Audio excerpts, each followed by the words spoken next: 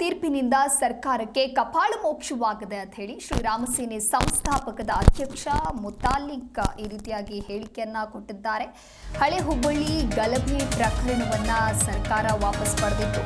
ಇನ್ನು ಹಿಂದೂ ಪರ ಸಂಘಟನೆಗಳಿಂದ ಹೈಕೋರ್ಟ್ನಲ್ಲಿ ಪಿಎಲ್ ಸಲ್ಲಿಸಲಾಗಿತ್ತು. ಸರ್ಕಾರದ ನಿರ್ಧಾರಕ್ಕೆ ಕರ್ನಾಟಕದ ಹೈಕೋರ್ಟ್ ಇದೀಗ ತಡೆ ನೀಡಿರುವಂಥದ್ದು. ಹೈಕೋರ್ಟ್ ನಿರ್ಧಾರವನ್ನ ನಾನು ಸ್ವಾಗತಿಸ್ತೇನೆ ಅಂತ ಹೇಳಿ ಶ್ರೀರಾಮ ಸೇನೆಯ ಸಂಸ್ಥಾಪಕ ಅಧ್ಯಕ್ಷ ಮುತಾಲಿಕ್ ಈ ರೀತಿಯಾಗಿ ಹೇಳಿಕೆಯನ್ನ ಕೊಟ್ಟಿದ್ದಾರೆ. ಇನ್ನು ಮುಸ್ಲಿಂ ತುಷ್ಟೀಕರಣಕ್ಕೆ ಸರ್ಕಾರಕ್ಕೆ ಮುಖಭಂಗವಾಗಿದೆ ಅನ್ನೋದಾಗಿ ಇಲ್ಲಿ ಮುತಾಲಿಕ್ ಹೇಳಿರುವಂಥದ್ದು. ಇತ್ತೀಚೆಗೆ ಕಾಂಗ್ರೆಸ್ ಸರ್ಕಾರ ಪುಂಡರ ಕಿಡಿಗೇಡಿಗಳ ಗೂಂಡಾಗಳ ಹಳೆ ಹುಬ್ಬಳ್ಳಿಯಲ್ಲಿ ನಡೆದಂಥ ಗಲಭೆಯಲ್ಲಿ ಭಾಗವಹಿಸಿದಂಥ ಮುಸ್ಲಿಂ ಗುಂಡಾಗಳು ಸಾಕಷ್ಟು ಕಲ್ಲುಗಳನ್ನು ಎಸೆದಿದ್ದಾರೆ, ದಾಂಧಲೆ ಮಾಡಿದ್ದಾರೆ, ಪೊಲೀಸ್ ಸ್ಟೇಷನ್ಗೆ ನುಗ್ಗಿದ್ದಾರೆ, ಪೊಲೀಸ್ ಜೀಪ್ ಅನ್ನು ಅಲ್ಲಾಡಿಸಿ ಅದರ ಮೇಲೆ ನಿಂತ್ಕೊಂಡು ಹೊಡೆದಿದ್ದಾರೆ. ಸೊ ಇಂಥ ಒಂದು ಪುಂಡಾಟಿಕೆಯ ಗೂಂಡಾ ವರ್ತನೆ ಮಾಡಿದಂತ ಈ ಮುಸ್ಲಿಮರ ಕೇಸನ್ನ ಕಾಂಗ್ರೆಸ್ ಸರ್ಕಾರ ಕ್ಯಾಬಿನೆಟ್ ನಲ್ಲಿ ವಿಡ್ರಾ ಮಾಡಿಕೊಳ್ಳುವಂತಹದ್ದು ನಿರ್ಧಾರವನ್ನು ಮಾಡಿದೆ.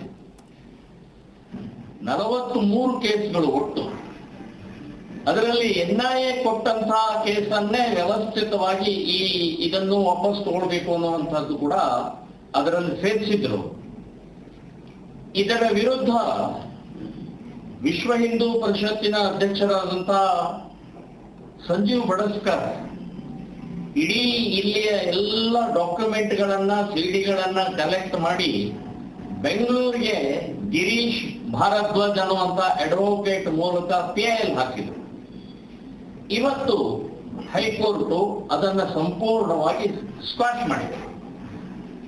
ಇದೊಂದು ಕಾಂಗ್ರೆಸ್ ಸರ್ಕಾರಕ್ಕೆ ಮುಖಭಂಗ, ಸರಿಯಾಗಿ ಏಟು ಕೊಟ್ಟ ಹಾಗಿದೆ. ನೀವು ಮಾಡ್ತಾ ಇರುವಂತ ಈ ಕುಕೃತ್ಯಕ್ಕೆ ನ್ಯಾಯಾಲಯ ಕಪಾಳ ಮೋಕ್ಷ ಮಾಡಿದೆ.